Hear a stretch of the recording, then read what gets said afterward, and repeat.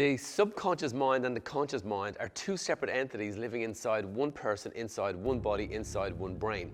And these two minds, conscious and subconscious, have alternate ways of viewing reality. They have different ways of seeing the world. And in fact, they have different ways of communicating with us. And they both communicate with us at two completely different levels, as though they're almost in conflict with each other. So, we were hearing stories of many thousands of people meditating and spending hours meditating, weeks and months meditating. And although many people got the effect of that and the positive effect of that, there was so many people who weren't getting the effect of that. So what we had to do was we had to determine, why do some people meditate and they have the desired outcome that they're trying to achieve, and then so many people meditate but don't have the desired outcome? And the answer came when we were able to connect with the subconscious mind. The subconscious mind works alternate to the conscious mind. And the subconscious mind is where the survival mind lives, where the survival mechanisms and the brain survival centers and the body survival centers are all driven and focused from this subconscious mind. And what we discovered was this: the subconscious mind, in its massive innate intelligence, its natural intelligence, has determined that it can survive based on its past pain. For example, if we grew up in an environment whereby we were told that we weren't good enough, we weren't great enough, we weren't capable, we weren't able, and we grew up in that environment with our parents or whoever it was that educated us and trained us, in growing up in that experience, the subconscious mind had to develop traits and characteristics to deal with that reality, to deal with that experience. And from that then, that child growing up in that environment had to develop strength characteristics to deal with that. These strength characteristics then are captured by the subconscious brain and become part of the human psychology and psyche of that person. So in other words, they develop a personality. So a personality is a collective of beliefs from the people who raised us in the morning of our life when we were growing up. And that personality then becomes a blueprint. When we get into our adulthood then, each day that we wake up each morning, the brain activates and it has to remember who we were yesterday so it can tell us who we need to be today. And in doing that, it has to access the blueprint. So that blueprint then is a collective of beliefs from the people who raised us when we were growing up in the morning of our life, now influencing the afternoon of our life. So, we discovered this. The subconscious brain and its massive capability is ignorant of our pain and our stress and our difficulty. It doesn't care about our problems. It doesn't care about our pain. It only cares about survival. And for it to survive, it is much more comfortable living in the pain of the past because it has learned to develop characteristics to deal with the pain of the past. And if the pain of the past then has given it and created the characteristics to deal with that, well then our dreams become irrelevant to the super subconscious mind. And our determination to change our lives, improve our body, be healthier, be greater, be wealthier, be more abundant, all the dreams that we aspire to become irrelevant to the subconscious brain. They are a left brain phenomenon of dreams. And the right brain then has alternate ways of dealing with that. So, what we needed to do was, we needed to go past emotions. We needed to go past meditation. And we needed to be able to get in and connect with and communicate with and negotiate with the subconscious mind, that super subconscious mind.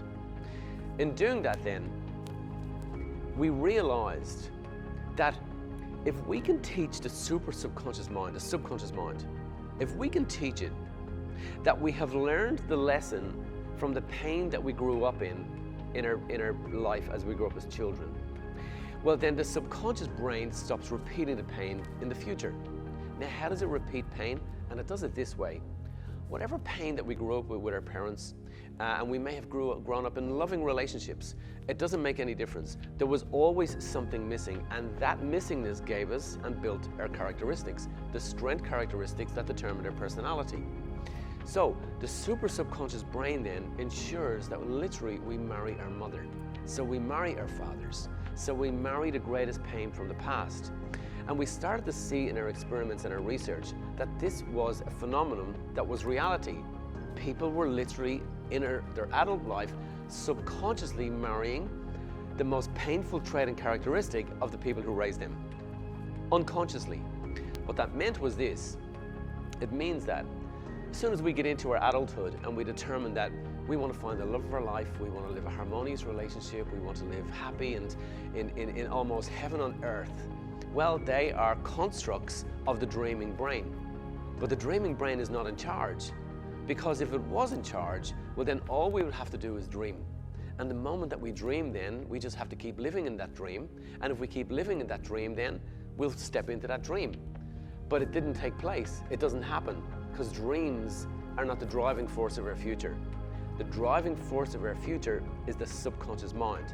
And if the subconscious mind has determined that the dream is irrelevant and it wants to live in the past, well then it won't follow the dream.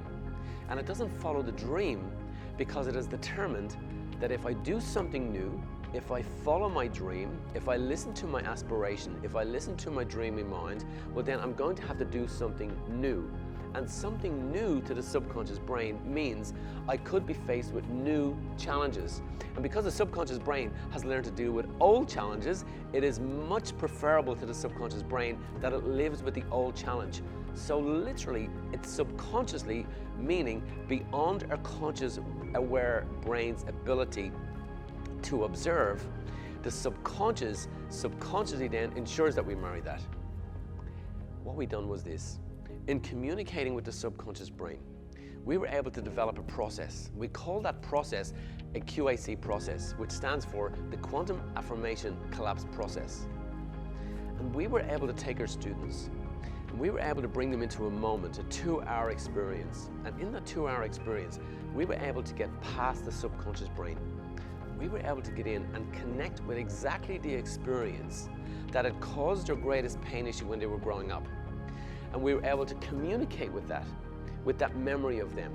We were literally speaking to their memories from the past. We were speaking to the old them, to the younger them. And we were able to show them how to communicate with that brain, with that mind, with that consciousness, and to let that brain and consciousness be aware that the person had learned from those painful experiences, and that that person now acknowledges the strength characteristics that that negative experience gave them. In other words, they started to own their personality and not reject their personality. And rejecting a personality is an internal indoctrination, such as, I'm not good enough, I'll never make it, I can't do it, I better not do that. If I follow down this road, I'll lose all my friends, I better go back to sleep. So that's what the subconscious brain tells us all the time. And the miracle happened the moment that we were able to teach those people to own the characteristic that they developed in their pain, embrace that characteristic emotionally in their body, alter their body's psyche by finding gratitude in the pain that they suffered when they were growing up. And yes, pain and painful people take a lot away, but pain and painful people give us a lot of characteristics. They literally develop our greatest strengths and traits. And the moment that those people own them is the moment that they were able to break the cycle of their pain. And it's that moment then that we're ready to enhance our relationship, find the love of our life, tap into our abundance. Because literally, we have altered our subconscious mind and rewired our brain to the future reality that we wish to step into, so that no longer are we repeating the habits of the past, and now we start to develop new habits in the future. And the moment that we start to develop new habits in the future, that's the moment that the dream can come true.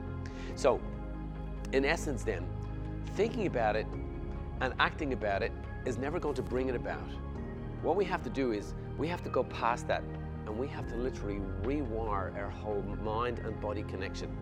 And to do that, we have to disconnect from our pain. The moment that we disconnect from our pain is the moment that we're back in the driver's seat, and now we're driving the bus. Now we're in charge. Now we can determine it. And what we found was this: in the absence of doing that, following your dreams is a difficult journey ahead. But the moment that we tapped into that is the moment the miracle happens.